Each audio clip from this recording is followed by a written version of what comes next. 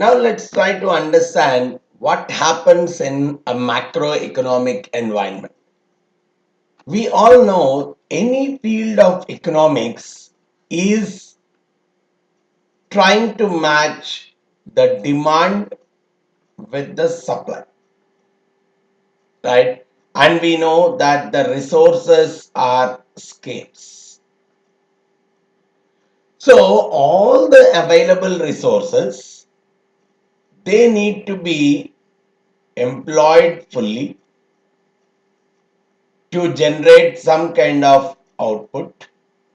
Whatever are the available resources, let them be used to the fullest to generate that output, and this output should grow constantly with time. This is what the macroeconomics talks about.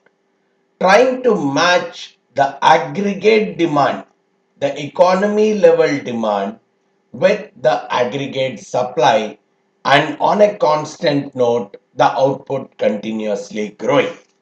So that's the reason whenever we deal with the world of macroeconomics, a few things that actually come into picture, the key objectives of the world of macroeconomics come out like one talking about the country's or the economy's output, which we generally talk in terms of GDP, gross domestic product. To what extent it is stable. It should not be volatile too much. It should keep growing with time, because as the output keeps growing, probably the country is prospering more and more. So wherever we are seeing that the output is actually falling, that is what we call as the recessionary world. And I obviously am not interested in seeing any kind of a recessionary periods. And I want my output to grow steadily with time. Whenever we are seeing that the output is falling, which means that the actual economy, the growth rate is negative, means growth has actually fallen. Probably if you had looked at the 2008-9 time period for almost all the economies across the world, there was a heavy fall in the performance. And that is where we call it as a recessionary period, though the official definition of the recession is output is really growing at a negative rate, or the output has declined for a continuous 2 or more quarters. That is where we call the economy has gone into a recession. But any policy of the government should really target the national output, which is measured in various ways, sometimes gross domestic product, sometimes the national income, net national income, or sometimes gross national product. So there are so many kind of mechanisms where I can measure the national output. But what we really want is it should be stable, it should be higher, and it should keep growing across time. The government's policies also should be targeted in that direction. Then it also talks about the unemployment levels. Macroeconomic study really talks about the levels of unemployment. How can resources which are scarce can be fully employed to produce the best possible output? So the unemployment levels should be as much low as possible. Whenever I talk about unemployment, it's not someone who is not interested to work. I should not treat them as unemployed. Someone who is eligible, who is interested to work, who is looking out to work, but he is not able to get a job. That is what we call as unemployment, and we are looking at that unemployment level should be as much low as possible. Macroeconomic study tries to handle that. And the third dimension, which is focused by the world of macroeconomics, is trying to address inflation. which talks about the general prices in the country, level of prices in the country. I don't want them to keep growing and growing and growing with time. So I want those prices to be under control. And whenever we talk about, we see the newspapers and all, we talk about the inflation, some percentage. So that is nothing but it's a percentage change in the prices, right? If I say the inflation is 10%, it is nothing but it's a percentage change in prices over the last 12 months period. By what extent the prices have changed over the last 12 months period, that is what we'll talk about the rate of inflation in a country. Macroeconomics is trying to address the inflation per se. Then the fourth dimension that comes into picture is the balance of payments, which I want it to be more and more sustainable. And balance of payments is largely reflected by the balance of trade, which talks about the exports minus the imports. The amount that the country is getting by the exporting various goods and services minus the amount that it is incurring in terms of importing various goods and services. So the objective of macroeconomics at the economy level lies in these four dimensions. And traditionally, just as a terms, whenever we see exports are greater than the imports, we say that the country is having the trade surplus. And if it is lesser, we call that the country is facing a trade deficit. Now, here comes the real challenge in the world of economics. Okay, at the end, we said the main objective of economics is trying to match the demand with the supply. Now, look at it. Aggregate demand is too low compared to the aggregate supply. Demand is too lesser. What all could result in? If the demand for something is much lesser, means there is oversupply. Let's go step by step. I can think of this as oversupply, means overproduction. If there is oversupply, obviously the layoffs are going to occur, which means unemployment is going to increase. And at the same time, because unemployment is going to increase and now the output will actually start falling because there is already an excess supply. So in a particular period, my production levels will come down, my output will come down, which is resulting in the national output, which is measured through GDP or any other mechanism, will fall, which means there is a possibility of recession. So to make things short, if aggregate demand is lesser than aggregate supply, probably recession can come up, unemployment levels can go up. But at the same time, if the aggregate demand is very high compared to aggregate supply, demand is much higher compared to the supply. Obviously, now the prices are going to go up. If the prices are going to go up, inflationary environment is going to come out. And because the domestic demand is much higher, it might so happen that the imports will be much higher compared to the exports. So the trade deficit can come into picture because the demand in the country is much higher. Either I have to produce locally or the supply has to come from importing the stuff from outside. Whatever is the mechanism, either the exports will fall or the imports will increase or both could occur, which is resulting in a trade deficit coming up. So if the demand is lesser than the supply, two major variables are getting impacted. Demand is much higher than the supply, two other sides of variables are getting impacted badly. So that is where we talk about a balance to occur between the aggregate demand and the aggregate supply. Now this is where the policies of the government really come into picture.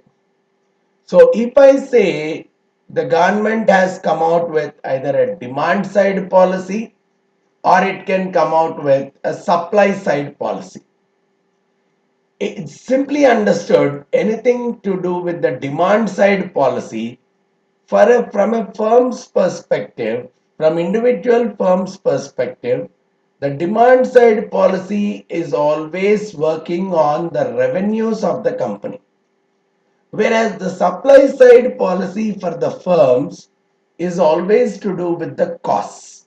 Probably if you look at a few of them, the demand side is always to influence the spending levels, whereas the supply side is more to influence the production levels.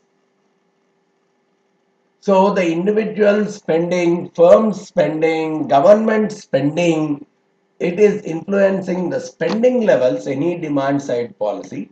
Whereas when I talk about a supply side policy, it is more trying to influence the production levels, how much should be produced, what should be produced. So it is affecting more and more of aggregate supply, whereas this is affecting more and more of aggregate demand. Now, if let's say the aggregate demand has to be increased, spending levels have to be increased. Okay, few things. Taxes, reduce the taxes, cut the taxes. People are going to spend more. Firms are going to spend more. Welfare schemes, let the government increase spending on the various welfare schemes. Interest rates, if the government reduces the interest rates, obviously people will stop saving, reduce their saving, rather start consuming, because the interest rates are lesser. They won't get anything much by depositing their money in the bank, so they would show more and more interest towards consumption, or they would show more and more interest towards borrowing and purchasing, because the interest rates are much lesser. So that is the way the government can get into the boosting on the demand side. Whereas on the other side, when I talk about the supply levels, it tries to increase tax wise, it gives tax incentives for producing some specific items. It can give tax incentives. It can offer the training schemes so that the employees become more and more knowledgeable and productivity increases. So some such kind of activities can be done at a firm level, which are more and more influencing the costs and then the productivity and the output, whereas the demand side policies are more and more trying to influence the spending side. So this is one more dimension. Then the other important concept that comes in the world of microeconomics where or macroeconomics, where we try to link the firm with the household, company or the producer with the consumer. We see the circular relationship here. That is why we call it as circular flow of income. Okay, if I look at this, typically the consumer are typically the individual household. The household are the typical owners of the various factors of production. They own land, they are the labor, they are the owners of the capital, right? They have they have money, they are the owners of the businesses. So there is they are the owners of the various factors. Now, these owners, they lend their services to the firm. they give the factors of production to the firm, right? They give the factors of production, they give land to the firm, they give labor to the firm, they give capital to the firm, and in turn they receive the rents corresponding to, or they receive the incomes corresponding to the various factors that they have given to the firm.